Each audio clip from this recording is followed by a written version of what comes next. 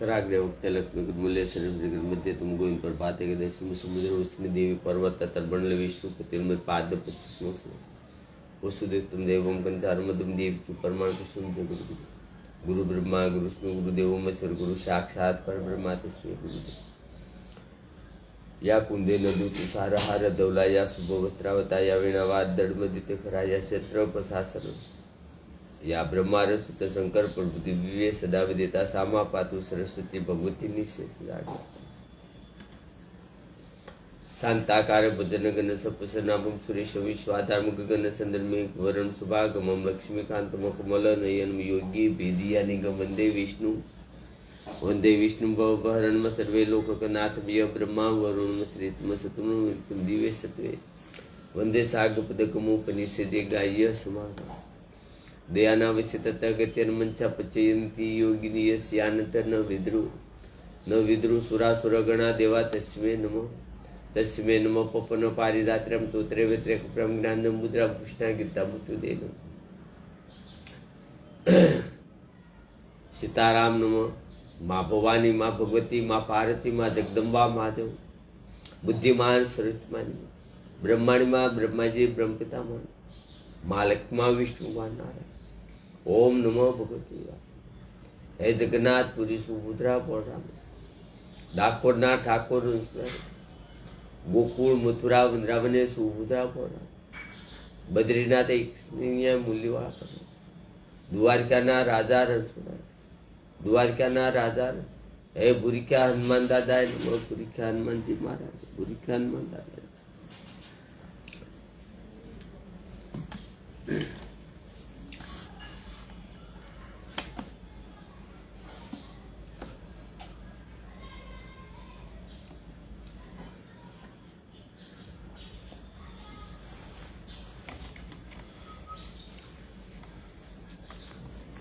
श्रीमद् भागवत महापुराण के 11मो सकृत ने 8मो अध्याय से के अवधूत उपाख्यान એટલે અજગરથી માંડીને પિંગળા સુધીના જે 9 ગુરુઓની કથા કે બ્રાહ્મણ ઉવાસ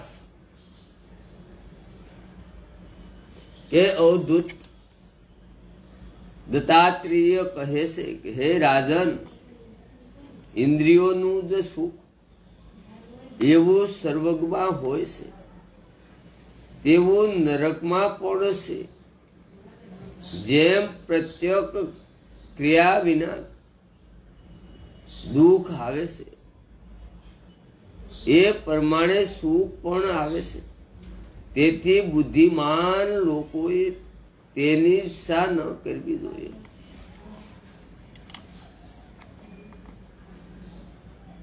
શ્રીમદ ભાગવત મહાપુરાણ છે 11મો સક્રદ ને 8મો અધ્યાય છે કે આ બીજી વખત હું કહું છું આ બીજી વખત રિપીટ કરું છું અવધૂત દત્તાત્રેયજી કહે છે હે રાજન ઇન્દ્રિયોનું સુખ એવું સ્વર્ગમાં હોય છે કે તેનું નરકમાં પણ છે જેમ પ્રત્યેક ક્રિયા વિના દુઃખ આવે છે એ પ્રમાણે સુખ પણ આવે છે તેથી બુદ્ધિમાન લોકોએ તેની ઈચ્છા ન કરવી જોઈએ અજગરનું દૃષ્ટાંત આપીને પણ શ્લોકમાં કહે છે કે યોગીએ આપ મેળે જે ભોજન મળી જાય છે તે ખાઈને સંતુષ્ટ રહેવું જોઈએ જે ભોજન સાહે મધુર હોય સાહે રસહીન હોય સાહે ઓછું હોય કે વધારે અજગરની જેમ જીવન નિર્વાહ કરીને અને એને ઉદાસીન રહે કે જો ઘણા દિવસો સુધી ભોજન ન મળે તો પણ તેના માટે કોઈ પ્રયત્ન ન કરે પ્રારંભનું કાર્ય માનીને જ અજગરની જેમ પડ્યો રહે મનોબળ પહેલા તો મનોબળ હોય, પછી બધી વાત કરવાની. ગમે ત્યાં ગમે વસ્તુમાં ભક્તિમાં જાઓ તો મનોબળ પહેલા હોવું. મેન ઝાડવામાં કેમ થળિયું મેન હોય, ડાળિયું પછી હોય, એમ આપણા શરીરનું થળિયું જ મેન મન છે ને બુદ્ધિ છે, વિચાર છે, વાણી છે,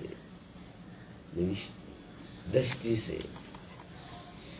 દ્રષ્ટિ એવી છે, મન જેવી દ્રષ્ટિ છે, કાન જેવી મન છે. કાન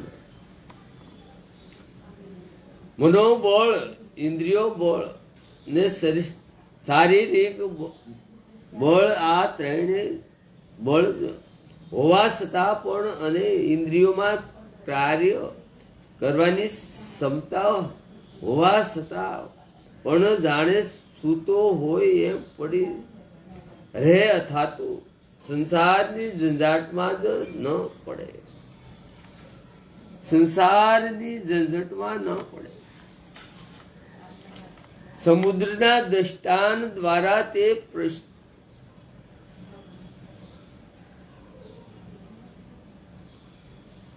બે શ્લોકમાં કહે છે, મુનિએ સમુદ્રની જેમ પ્રસન્ન અને ગંભીર રહેવું જોઈએ.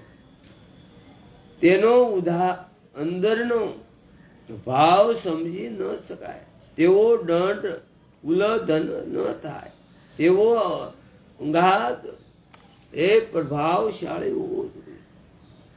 તેને કામ, ક્રોધ વગેરે શત્રુ વિચલિત કરી શકતા નથી, પરંતુ પ્રશાંત સાગરની જેમ સાક્ષાત રહેનારી શાંતિ તેમાં અખંડ રહે.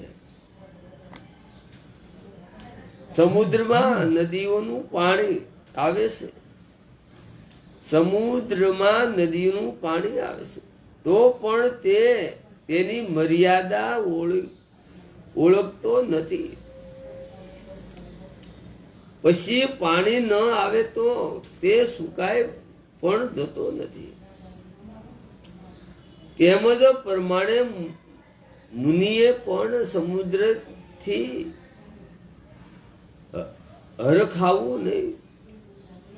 મુનિએ પણ સમુદ્રથી હરખાવું નહીં અને સમુદ્રથી ન રહો તો શોક ન કરવો.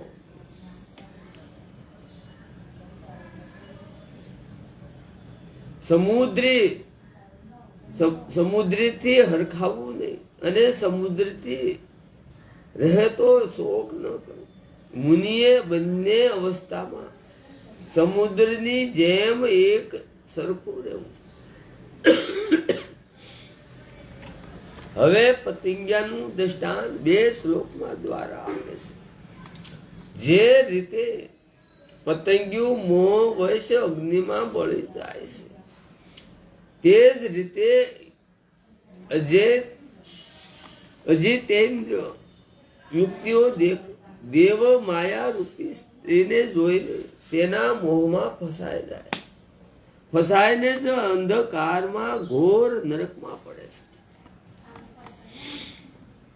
જેમ બુદ્ધિમાન મનુષ્ય યુક્તિઓ દેવ માયા રૂપી સ્ત્રીને જોઈને તેના મોહમાં ફસાઈને અંધકારમય ઘોર નરકમાં પડે છે.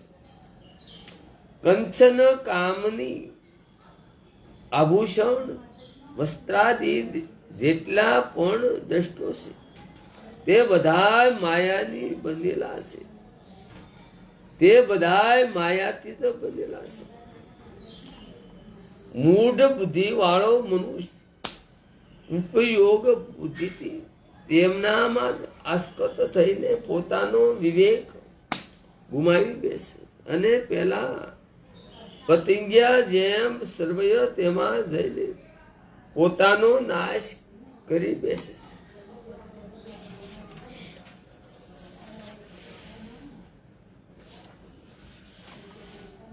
હવે ભમર અને મધુર મસિકાનું દ્રષ્ટાન આપે છે.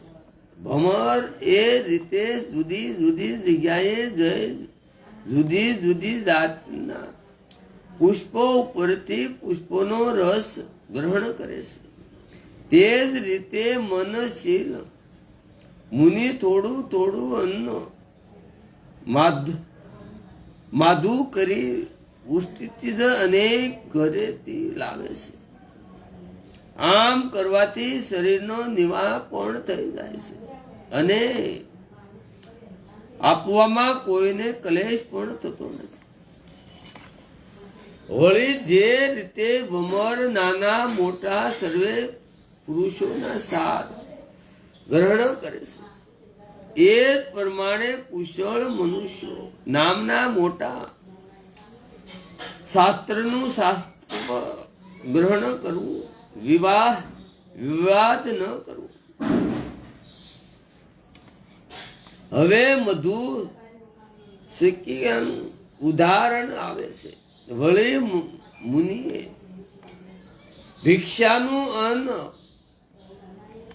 સાધનના ભોજન માટે અથવા બીજા દિવસ માટે બસાવીને ન રાખતા પોતાના હાથ રૂપી પાત્રમાં સંસવાય એટલું જ અન્ન લેવું અને તેના સંગ્રહ માટે ફક્ત પેટ રૂપી જ પાત્ર રાખવું.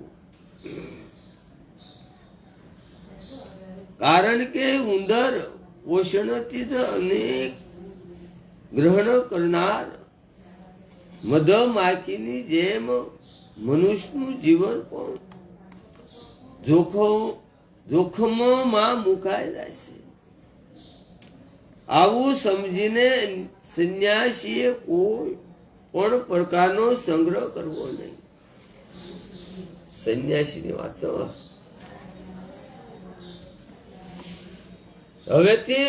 હવે હાથીનું જે 2 શ્લોકમાં દ્રષ્ટાંત આપતા ભગવાન દત્તાત્રેય કહે છે કે હે હાથી પાસેથી જે સ્પષ્ટ સુખની લાલસાના જ સંયોગો બોધ લીધો. સંન્યાસીએ સાવધાન રહી લાકડાની બનાવેલી સ્ત્રીની પૂતળીને પગથી પણ સ્પષ્ટ ન કરવો. સંન્યાસી પણ લાકડાનું કોઈ પણ સ્ત્રીનું રૂપ આપ્યું હોય તો એને સ્પષ્ટ કરવો નહીં, એમ કે છે. પાખંડીનું તો વાત ક્યાં છે. અન્યથામ હાથણીમાં આસ્કત હાથી એ રીતે બંધાય જાય છે તેમજ તે પણ બંધનમાં આવી જાય છે. વિવેકી પુરુષે સ્ત્રી કે જે પોતાના મૃત્યુ કદાચ વિવેકી પુરુષે સ્ત્રી કે તે પોતાના મૃત્યુનું કદાચ કારણ બની શકે તેની સમીપ ન જવું જોઈએ. કેમ કે હાથણીમાં જ આસ્કત હાથી બીજા બળવાન હાથી દ્વારા જ મરાઈ જાય છે. એ જ પ્રમાણે તે મૃત્યુનો શિકાર બની શકે છે. હવે મધુ લૂંટારા લાલસુના જ દ્રષ્ટાંત દ્વારા શ્લોકમાં કહે છે કે હે લોભી મનુષ્ય ન તો કોઈને આપે છે અને ન ઉપભોગ પણ કરે છે. તેની સંપત્તિને બીજો જ કોઈક ભોગવે છે. જેમ કે મધ કાઢવા વાળા પાસે મધ છે એવી જ ખબર પડતા તેની પાસેથી યુક્તિપૂર્વક તે લઈ લેવામાં આવે છે અને તે સર્વય તેના ઉપભોગથી વશિત થઈ જાય છે. તમે જુઓ છો કે મધ માખીઓનું ભેગું કરેલું મધ તે ભોગવે તે પહેલા જ મધ લૂંટારાઓ લઈ જાય છે.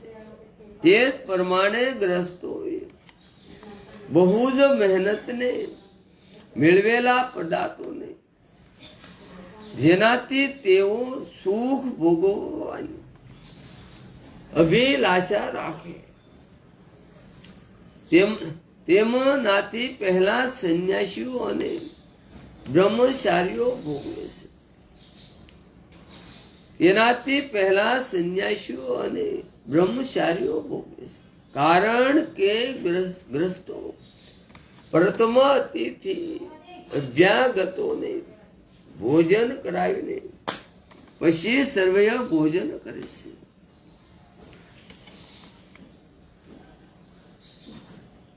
સંન્યાસીઓ અને બ્રહ્મચારીને ભોગવે છે. ગ્રસ્તો પ્રથમ અતિથિ અભ્યાસ ભોજન કરાવીને પછી ભોજન કરે છે. હે હરણીથી મેં હરણથી એ બોધ લીધો છે. મેં હરણથી બોધ લીધો છે કે જંગલમાં મેં હરણીથી બે બોલ લીધો છે. જંગલમાં રહેતા સંન્યાસી ક્યારે સંસારિક વિષયોના ગીત ન સાંભળવા તેને એ બોધ હરણ પાસેથી ગ્રહણ જે શિકારીના મધુર ગીતોમાં મોહિત થઈને પકડાઈ જાય છે. આપ એ વાત જાણો છો કે હરણીના ગર્ભથી ઉત્પન્ન થયેલા ઉપદેશ કહું છું કે જેમ માછલી કાંટામાં રહેલા માંસના ટુકડાના લોભમાં પોતાનો પ્રાણ ગુમાવે છે કે તે પ્રમાણે સ્વાદ ઘેલા બુદ્ધિમાં દુબુદ્ધિ મનુષ્ય પણ મનને વલોવીને આયુકૂળ કરનારી પોતાની જીવનના વશમાં થઈ જાય છે અને વધારે પ્રબળ બની જાય છે. બીજી બધી જ ઇન્દ્રિયો પર કાબુ પ્રાપ્ત કરી લેવા છતાં પણ સુધી મનુષ્ય જીતેન્દ્રિય નથી થઈ શકતો.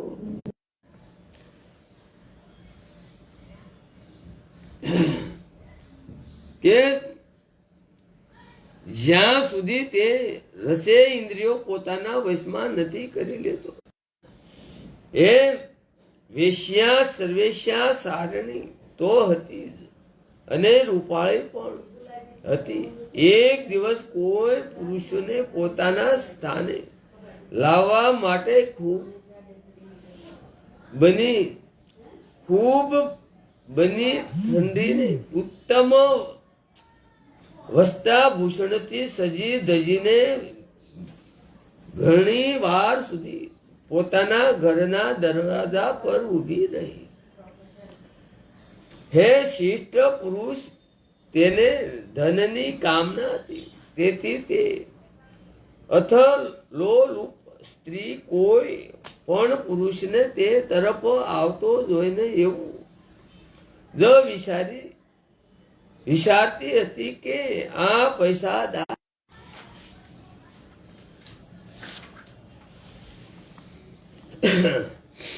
તે સંકેતથી જીવનારી પિંગલા પછી જ્યારે બીજા પુરુષને આવતો જોઈને ત્યારે માની લેતી કે આ તો મારી પાસે જ આવી રહ્યો છે, મને ખૂબ પૈસા આપશે. પરંતુ જ્યારે ત્યાંથી તે આગળ નીકળી જતો ત્યારે એવું વિચારતી કે હવે તો નક્કી કોઈ બીજો ધનવાન મારી પાસે આવશે જે મને ખૂબ રાજન ખરેખર આશા, અને તે પણ ધનની આશા અત્યંત હીન છે.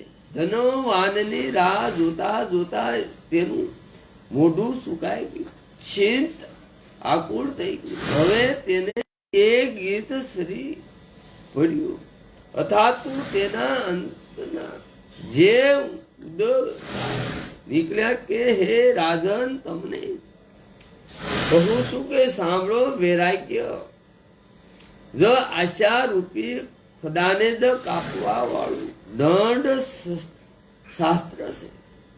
એટલે વૈરાગ્ય વિના મનુષ્યના સુખોની નિવૃત્તિ થતી નથી. વૈરાગ્ય વિના મનુષ્યના દુઃખોની નિવૃત્તિ થતી નથી. પ્રિય રાજન, જેને વૈરાગ્ય થયો નથી તેને આ ઝંઝટ માંથી કંટાળો અણગમો થતો નથી, અને જે શરીરને અને તેના બંધનને એ રીતે કાપવા ઈચ્છતો નથી.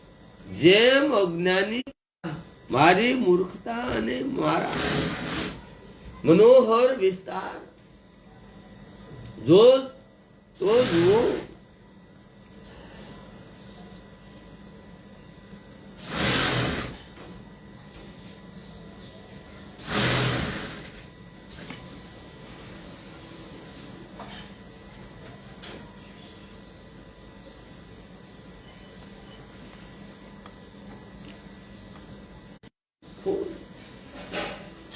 નિવૃત્તિ થતી નથી. પ્રિય રાજન, જેને વૈરાગ્ય થયો નથી તેને આ ઝંઝટમાંથી કંટાળો આકવાનો થયો નથી, અને જે શરીર અને તેના બંધનને એ રીતે કાપવા ઈચ્છતો નથી, તે અજ્ઞાની પુરુષ મમતાને છોડવા ઈચ્છતો નથી. પિંગલાએ આ ગીત ગાયું. અરે એટલા દુઃખની વાત છે કે હું ઇન્દ્રિયોના વશમાં થઈ ગઈ. મારી મૂર્ખતા અને મારા મનોહર વિસ્તારનો જુઓ તો પરાય પુરુષને મારા પ્રાંત પ્રિયતમ કહીને તેની કામના કરવા લાગી. મારો પરમ પ્રિયતમ શાશ્વત રૂપે મારો તો પરમ પ્રિયતમ શાશ્વત તો મારી પાસે જ છે. પરમાનંદ સર્વરૂપ છે, સંપિત પણ આપનારો છે.